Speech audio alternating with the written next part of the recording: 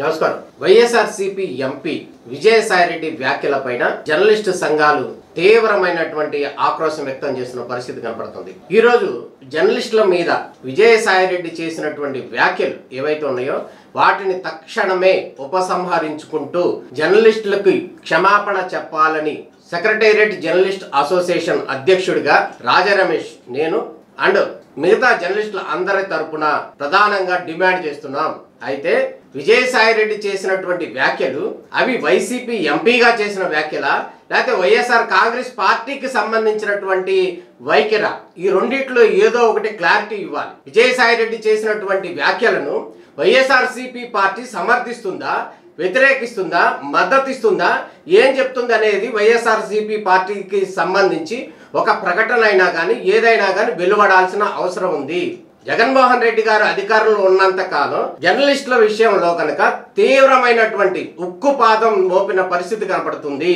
ఒక సోషల్ మీడియాలో ఒక పోస్ట్ కనుక పెడితే ఆ సోషల్ మీడియా వాళ్ళకి సంబంధించి వాళ్ళను కూడా తీవ్రంగా వేధిస్తూ అరెస్టులు చేసినటువంటి పరిస్థితి కనపడింది. ఇది వాస్తవం. అయితే ఈ రోజు జరిగినటువంటి పరిణామాలు కనుక గమనించినట్టయితే ఎవరైతే ఉన్నాడో మదన్ మోహన్, ఆయన దేవాదాయ శాఖలో ఏసీగా పనిచేస్తున్నటువంటి సమ్ ఎక్స్ ఒక మహిళకు సంబంధించి ఒక లేఖ రాశాడు. ఇది ఎండోమెంట్ కమిషనర్ సత్యనారాయణ గారికి. ఏమని రాశాడు? నేను నా భార్య విడివిడిగా ఉంటున్నాం. గడిచిన కొంతకాలం క్రితం నేను అమెరికా వెళ్ళిపోయాను. అమెరికా వెళ్ళిపోయిన తర్వాత వచ్చేసరికి నాకు ఒక బాబు ఉన్నాడని తెలిసింది. ఆ బాబు నాకు సంబంధం లేదు. ఎవరైతే వైఎస్ఆర్సీపీ ఎంపీ విజయసాయిరెడ్డి లేకపోతే ఒక న్యాయవాదిగా ఉన్నటువంటి సుభాష్, వీళ్ళిద్దరిలో ఎవరైతే ఉన్నారో వారికి మాత్రమే సంబంధం, ఎవరో నిగ్గు తేల్చండి అంటూ ఒక లేఖ రాశాడు. అయితే ఈ లేఖ మీద రకరకాలటువంటి ఊహాగానాలు వచ్చినాయి, రకరకాల అంశాలు జరిగినాయి, రకరకాల చర్చలు జరిగినాయి. ఇవన్నీ కూడా పక్కన పెడితే ఒక అంశం ఏదైతే వచ్చిందో అది నిజమో అబద్ధమో దాని మీద స్పందించాల్సిన అవసరం ఉంది. అందులో ఎటువంటి సందేహం లేదు. అది రాజకీయ నాయకుడైనా ఒక ఎంప్లాయీ అయినప్పటికీ కూడా అదే ఎంప్లాయీని కూడా సస్పెండ్ చేయడం జరిగింది. ప్రస్తుతం ఆమె విచారణలో ఉంది. అయితే వీరిద్దరికి సంబంధం ఉందా లేదా, ఆ పుట్టిన బాబు ఎవరు అనేది నిజం తెలియాలి. నిజమే నిగ్గు తేల్చాల్సిన అవసరం ఉంది. కానీ ఆయన భర్త వ్యక్తం చేసినటువంటి డౌట్ ఏదైతే ఉందో ఆ డౌట్ను మాత్రమే మీడియా చెప్పడం జరిగింది. ఈ సందర్భంలో విజయసాయిరెడ్డి మదన్ మోహన్ గురించి కానీ లేకపోతే అక్కడ ఎవరైతే మాట్లాడారు ఆ శాంతిగా గురించి కానీ లేకపోతే సుభాష్ రెడ్డి గురించి కానీ లేకపోతే మిగతా వాళ్ళ గురించి కానీ లేకపోతే కమిషనర్ గురించి కానీ దీని మీద అసలు ఏం జరుగుతుంది అనేది మాట్లాడకుండా కేవలం ఒక 4-5 ఛానల్స్ని టార్గెట్ చేస్తూ మాట్లాడినటువంటి వ్యాఖ్యలను తీవ్రంగా ఖండించాల్సిన అవసరం ఉంది. మహా టీవీ ఎండీగా ఉన్నారు మారెళ్ళ వంశీ, ఆయన కావచ్చు, వెంకటకృష్ణ కావచ్చు, లేకపోతే ఏబిఎన్ వాళ్ళు కావచ్చు, లేకపోతే ఇంకో టీవీ5 కావచ్చు, టీవీ5 సాంబశివరావు గారు, ఆయన కూడా సాంబడు అంట. ఆయన వ్యాఖ్యలు వాడు వంశీ కృష్ణ, 2 రాధాకృష్ణ, 3 బిఆర్ నాయుడు, 4 వెంకటకృష్ణ, 5 సాంబడు. నేను చెప్తా ఉన్నా, తప్పకుండా మీ అందరూ కూడా చట్టానికి లోబడి మీ అందరి మీద చర్యలు తీసుకోవడం జరుగుతుంది. ప్రతిపక్షంలో ఉన్నాడు వీడు విజయసాయిరెడ్డి, ఏం చేస్తాడు లేనని మీరు తేలిగ్గా తీసుకోవచ్చు. ఒక సందర్భంలో కనుక మనం చూసినట్లయితే వాడు వీడు, అరే ఉదయ్ నువ్వు చెప్పు, అది కాదురా నువ్వు నేను 4 సార్లు కలిసాం, మన ఇద్దరు సరైన వాళ్ళు కాదు గే అని చెప్పి ఎవరన్నా అంటారా? అది బుద్ధుందా? ఇటువంటి వ్యాఖ్యలు చాలా జుగుత్సాకరంగా ఒక జర్నలిస్టు అడిగినటువంటి వ్యాఖ్యలకి ప్రశ్నలకి సమాధానం చెప్పాల్సింది పోయి ఇక ఈ విధంగా వ్యంగ్యంగా మాట్లాడుతూ యారా నువ్వు చెప్పరా, నువ్వు చెప్పు, అది కాదురా ఇది కాదురా అంటూ పరుషంగా మాట్లాడుతూ, ఏదైతే మాట్లాడటం కూడా చేత కానీ ఒక మూర్ఖుడు మాట్లాడతారు చూసారా, ఆ మూర్ఖ భాషలో ఆ విధంగా మాట్లాడాడు సదరు ఎంపీ సాయిరెడ్డి గారు. చెప్పరా బాబు, నువ్వు ఎన్నిసార్లు మన ఇద్దరం కలిసాం చెప్పు, నిజం చెప్పు. నువ్వు ఆరోపణలు చేస్తే వస్తాయిరా బాబు. నువ్వు ఎన్ని గంటలు కలిసాం? నువ్వు నేను ఎన్నిసార్లు కలిసాం చెప్పరా బాబు. మనం కలవలేదు కదా, ఇప్పుడు కలిసాం కదా, ఇంక 2 సార్లు కలుస్తాం కదా, 4వ సారి ఆరోపణలు చేస్తాం మన ఇద్దరం గే అని చెప్పి ఎవడన్నా అంటే ఏం చేస్తారా బాబు? ఆయన ఏమంటాడంటే రాబోయే రోజుల్లో ఆళ్ళని తేల్చేస్తా, ఈళ్ళని తేల్చేస్తా, అంతు తేల్చేస్తా, మేము ప్రతిపక్షంలో ఉన్నామని మీరేదో చేస్తారని ఏదేదో పెద్ద పెద్ద వ్యాఖ్యలు మాట్లాడి. అయితే ఒక అంశం అయితే ఒకటి ఉంది. దివంగత రామోజీరావు గారు కొద్ది రోజుల క్రితమే ఆయనకి సంబంధించినటువంటి కార్యక్రమాలు కూడా జరిగినాయి. ఆయన చనిపోయారు. అయితే ఆయన విషయంలో కూడా ఆయన ఒక పెద్ద స్టేట్మెంట్ ఇచ్చాడు.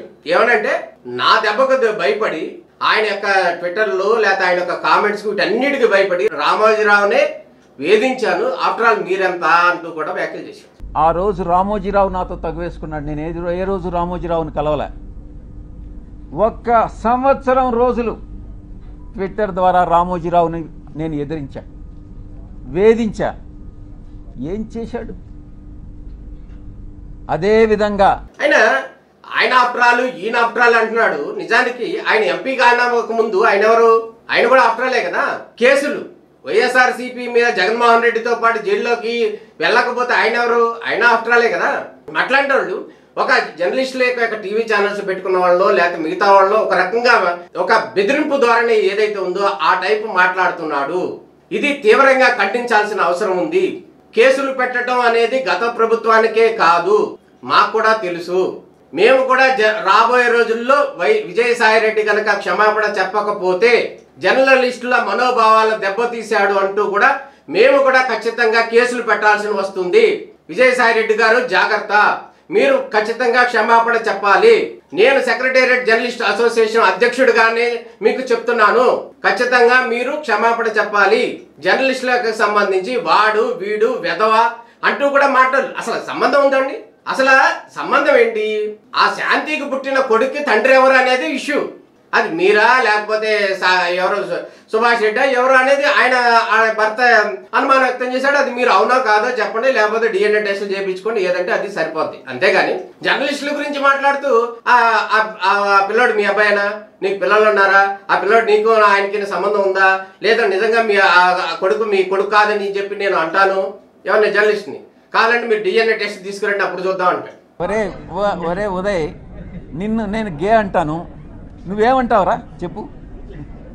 నేను ఆరోపణ చేశాను నీ మీద.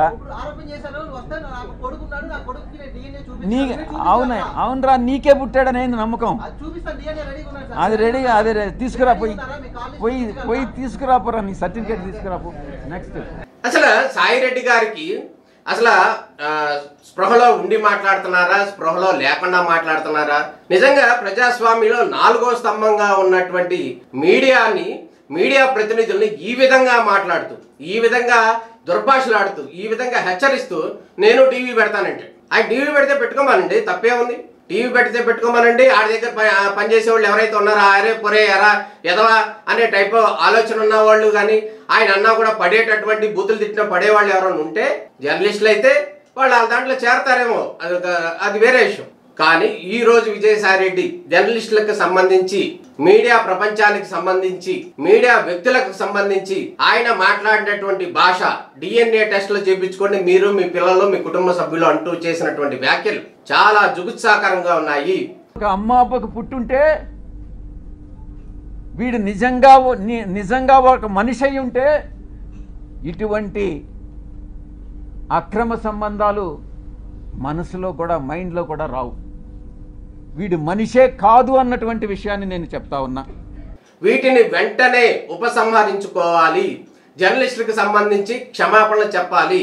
లేదంటే రాబోయే రోజుల్లో జరిగే పరిణామాలకు విజయసాయిరెడ్డి మీరే కారకులు అవుతారు. జర్నలిస్టుల తరపున రానున్న రోజుల్లో తీవ్రమైనటువంటి వ్యతిరేకత వస్తుంది. ఖచ్చితంగా కేసులు కూడా పెడతాము. మీరు కూడా జైలుకు వెళ్లాల్సిన పరిస్థితి వస్తుంది. తీవ్రంగా మనోభావాలు దెబ్బతీసినటువంటి కారణంగా మీకు సంబంధించి ఆస్తుల వివాదము, మీకు సంబంధించినటువంటి వేరే ఇంకా ఇతర వ్యవహారాలు కనుక ఉంటే అవి బయటకు వస్తాయా, లోపలికి వస్తాయా, దాంట్లో విషయాలను పక్కన పెట్టండి. ఒక జర్నలిస్ట్ గురించి మాట్లాడుతూ, ఒక జర్నలిస్ట్ అని చెప్పట్లేదు, అందరి గురించి మాట్లాడుతున్నారు. మీరు ఎవరు 4 పేర్లు చెప్పారు, ఆ 4-5 గురించి మీకు సంగతి తెలుస్తాం, మీకు తెలుసాను. మీరు అమ్మ అబ్బాకు పుట్టలేదా, లేదా మీకు అమ్మ అబ్బా లేరా? ఏంటండి ఇది? మీరు గౌరవప్రదమైనటువంటి ఎంపీగా ఉన్నారు. ఏ విధంగా ఎంపీగా ఉన్నారు? ప్రజలతో ఎన్నుకోబడిన ఎంపీ కాదనే విషయాన్ని మీరు గమనించాలి. అది నామినేటెడ్ ఎంపీలో మాత్రమే మీరు ఎంపీగా ఉన్నారు గౌరవంగా, కానీ ప్రజలతో ఎన్నుకోబడినటువంటి ఎంపీ కాదు. మీకు మీ పార్టీలో సంబంధించినటువంటి విషయాలకు సంబంధించి మీరేదో వాయిస్ వినిపించుకోవాలనో లేకపోతే ఇంకోటో అయితే చేసుకోండి, కానీ జర్నలిస్టు జోలికి మాత్రం వస్తే ఖబర్దార్, మళ్ళీ హెచ్చరిస్తున్నాం, ఖచ్చితంగా మీరు క్షమాపణ చెప్పాలి.